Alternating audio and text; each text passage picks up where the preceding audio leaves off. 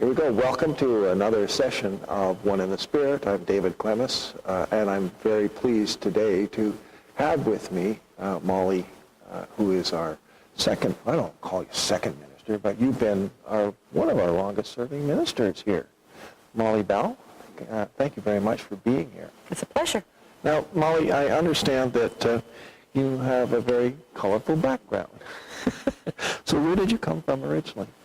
I was born in Winnipeg, and as all good people are, and lived there until I was 5, and then moved to Ottawa and have spent my childhood and young adulthood here in Ottawa. Really? Mm-hmm. Oh, which part of town were you? Grew up in the south end of the city in Hunt Club. My home congregation was Riverside United Church. Wow. Oh, fantastic. And where did you study then? So I went to Queen's University for my undergraduate degree, and that was a degree in sciences and psychology, so neuropsychology. I trained rats to run through mazes and learned about brain stuff. And then after I finished that degree, I stayed at Queen's and went to Queen's Theological College for my Master's of Divinity. Yeah, a lot of people have passed through there, haven't they? Mm-hmm, Yeah, mm-hmm. Yeah. So what was your first call? The first call that I received, I was settled at Aylwin Pastoral Charge, which is a small rural pastoral charge with 5 different churches and 2 active preaching points north of the city, about an hour north of Ottawa, in the ski hills of Quebec. Oh, fantastic. Beautiful spot, though. It is God's country. In the fall, there is no place like it. Of course, it's a bit difficult to get around in the wintertime, isn't it?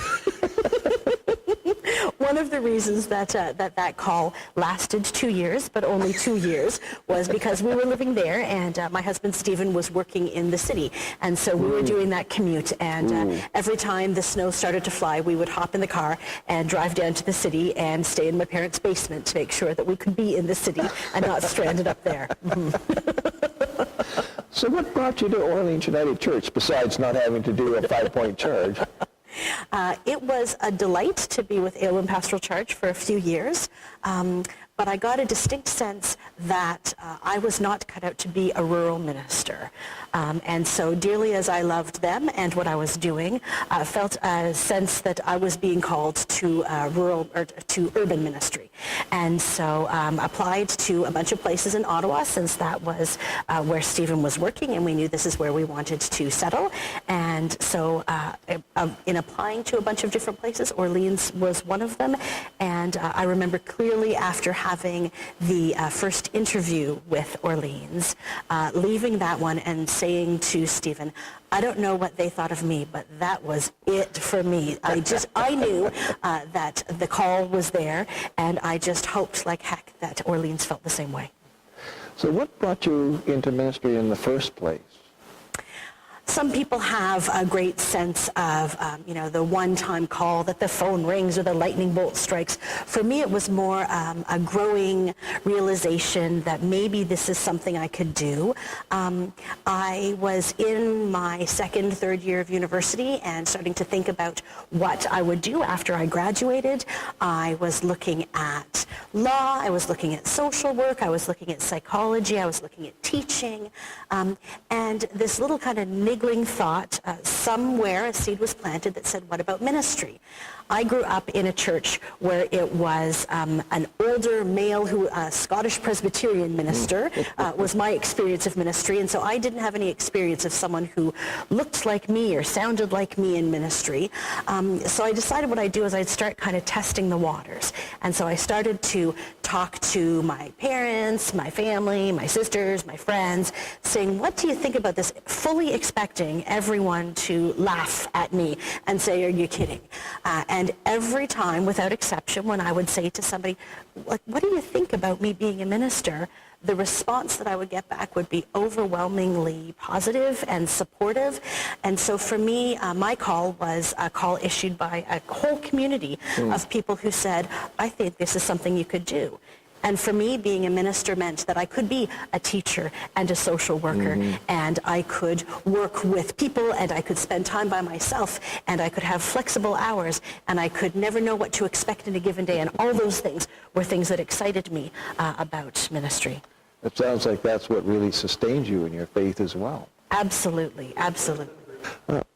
So you do a lot of work with the youth in this church, and I was wondering what you saw of them in terms of where the church is going, and are they our next leaders?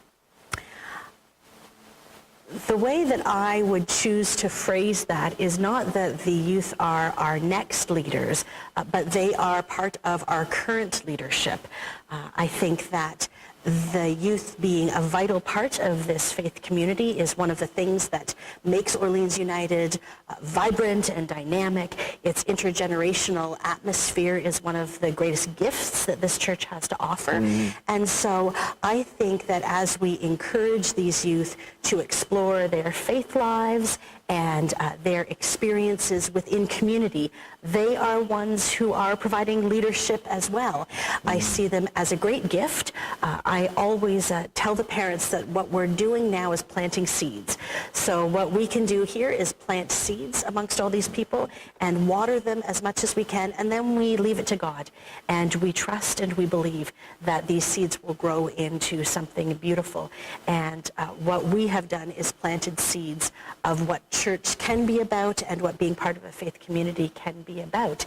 And that's a place of love and acceptance and welcome where all are able to share their gifts and participate freely.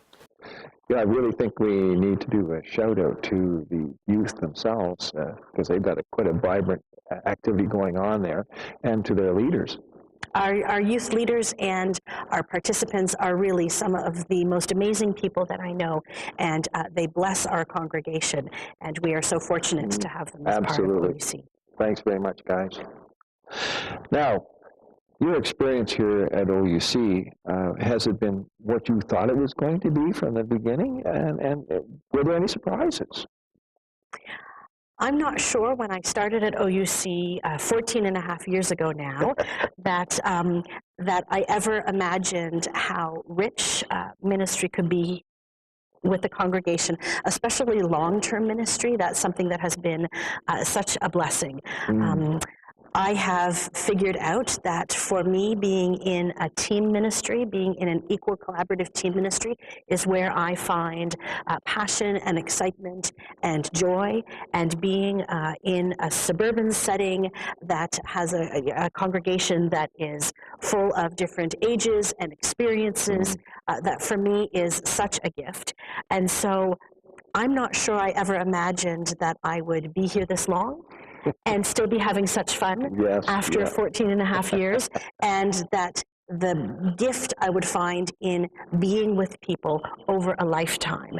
That's one of the loveliest things about being in a long-term ministry, is being able to baptize babies and then confirm babies, being able to marry couples and then have them bring their babies for baptism and see their children in Sunday school. The kind of relationships that I can develop over an extended period of time has been a true gift. Yes. It's a little scary, though, when you are now dealing with people that you may have baptized. I'm starting to understand how teachers feel when they see their students' children come into their classrooms. Well, Molly, this has been really a joy talking with you today, and thank you very much for sharing this with us. We've probably got a ton more questions to ask you, and I'm sure you're going to get them when people see this video. But thanks very much. Really appreciate both your ministry here and the time you've taken with us. This is great. Thanks a lot. Always a pleasure, Dave. So that wraps it up for this show. And if you'd like to get some more information about Molly, you know where to reach her. And if you don't, I'll make sure that I put her email address up on the website or on the video when we're done. And if you have any comments about this particular program, or if you have some suggestions for other programs coming up, please don't hesitate to contact us at the coordinates that will be shown shortly. And again, thanks very much for being with us.